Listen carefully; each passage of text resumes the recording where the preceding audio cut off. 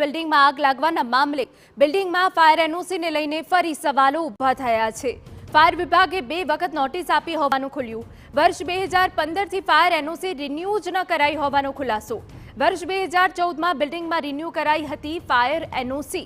TRP game zone અગ્નિકાંડ બાદ પણ ફ્લેટ ધારકોએ ફાયર એનઓસી રિન્યુ ન કરાવી। ઘટનાની તપાસ અંગે એસીપીએ માહિતી આપી। તપાસમાં એફએસએલ ટીમની મદદ લેવામાં આવી। એફએસએલના અધિકારીઓની હાજરીમાં પંચનામું કરાયું। ફાયર એનઓસી બાબતે ફ્લેટ ધારકો, હોદ્દેદારો અને મનપા પાસેથી વિગતો મંગાવી। ફ્લેટમાં જુદી જુદી વસ્તુઓની ડિલિવરી માટે આવ્યા હતા મૃતકો। બિલ્ડિંગના 6ઠ્ઠા માળેથી મળી આવ્યા હતા 3 મૃતદેહ। વીજ પુરવઠો બંધ થઈ જતા લિફ્ટ બંધ પડી હતી। મૃતકોએ લિફ્ટને બદલે સીડી પરથી ઉતરવાની ફરજ પડી। જો ફાયર એનઓસીમાં ગેરરીતિ જણાશે તો જવાબદારો સામે ગુનો દાખલ કરાશે। પંચનામામાં એફએસએલ અધિકારી શ્રી દ્વારા જણાવેલ મુદ્દામાલ કબજે કરી તેને એફએસએલમાં પરીક્ષણાર્થે મોકલી આપવા તજવીજ કરવામાં આવેલ છે। તેમજ જે ફ્લેટના રહીશો છે તેમના નિવેદન નોંધવાની પણ કાર્યવાહી ચાલુ છે। તેમજ ફાયર એનઓસી બાબતે પણ એમની જોડેથી માગણી કરવામાં આવેલ છે। હજી સુધી કોઈ પ્રત્યુત્તર મળેલ નથી।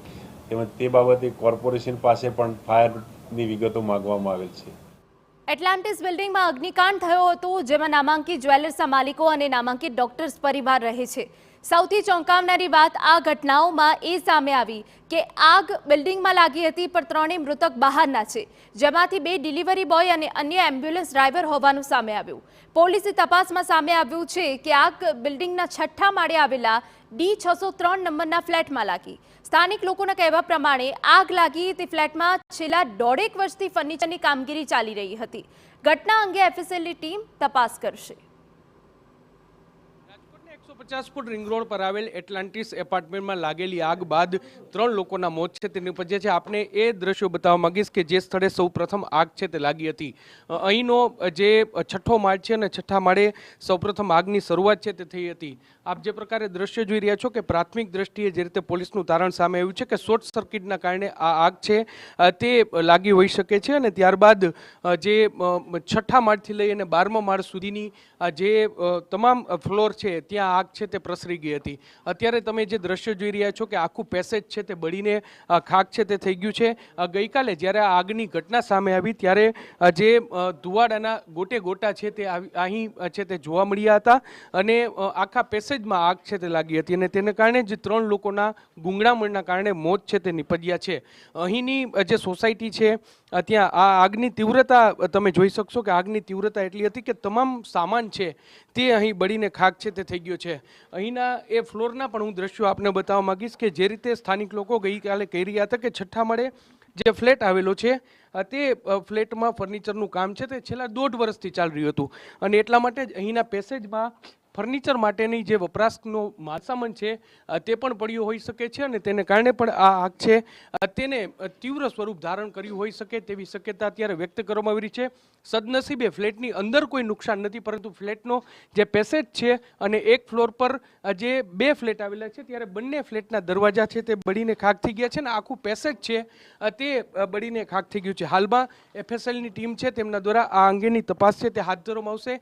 પ્રાથમિક દ્રષ્ટિએ જે સામે આવ્યું છે કે જે 2 ડિલિવરી બોય અને 1 ડિલિવરી બોયની સાથે આવેલો એક વ્યક્તિ એટલે કે કુલ 3 જણા અને એક અહીં એપાર્ટમેન્ટમાં જ કામ કરતી એક યુવતી છે, આ 4 લોકો છે તે અહીં લિફ્ટમાં ઉપર ચડતા હોય તેવું પ્રાથમિક રીતે સીસીટીવી ફૂટેજ સામે આવ્યું છે અને જેમાં 3 લોકોના મોત થયા છે, જ્યારે એક જે યુવતી છે તે હાલમાં સારવાર હેઠળ છે। એટલે કે જ્યારે તેઓ ઉપર આવ્યા અને ત્યારબાદ આગની તીવ્રતા એટલી જોવા મળી જેના કારણે જે તેઓ પોતાનો જીવ છે તે બચાવી શક્યા નહીં। બીજી તરફ હું આપને અહીંના ફ્લોરના નીચેના દ્રશ્યો છે તે પણ બતાવવાનો પ્રયત્ન કરીશ। આ એક 8 માળના દ્રશ્યો છે કે જ્યારે જે બચાવ કામગીરી છે તે કરવામાં આવી ત્યારે તમામ જે કાચ છે તે તોડી નાખવામાં આવી હતા, દિવાલો છે તેને તોડી પાડવામાં આવી હતી અને ત્યારબાદ રાહત બચાવ કામગીરી છે તે કરવામાં આવી હતી।